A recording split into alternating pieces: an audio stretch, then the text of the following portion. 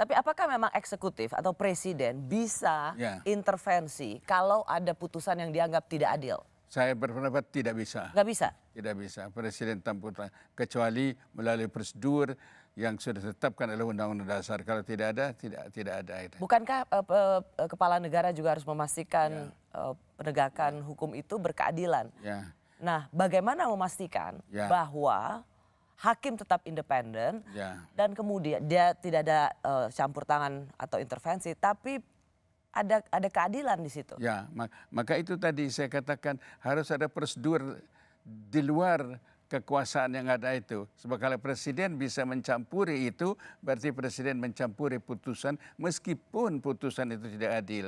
Sebab putusan hakim adalah putusan seperti tadi dikatakan Pak Prabowo, satu kali itu jadi putusan hakim, itu adalah hukum yang harus ditaati oleh semuanya. Oke.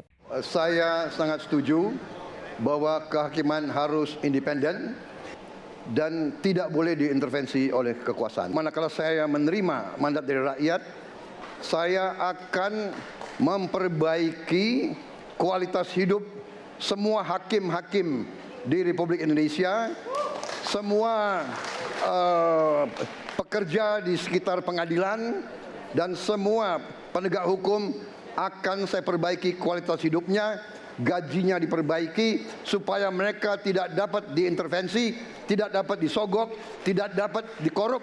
Itu komitmen saya kepada rakyat Indonesia. Orang yang korupsi itu adalah orang-orang yang sebetulnya dari segi kehidupannya tidak membutuhkan apa-apa lagi. Jadi korupsi karena kerakusan? Ya, mereka tahu bahwa korupsi itu melanggar hukum, tapi mengapa mereka lakukan juga? Artinya ada sesuatu yang lain yang menyebabkan mereka tidak takut melanggar hukum, yaitu antara lain saya katakan etika, lemahnya etika. Kalau kita lihat misalnya introspeksi untuk Mahkamah Agung, Prof.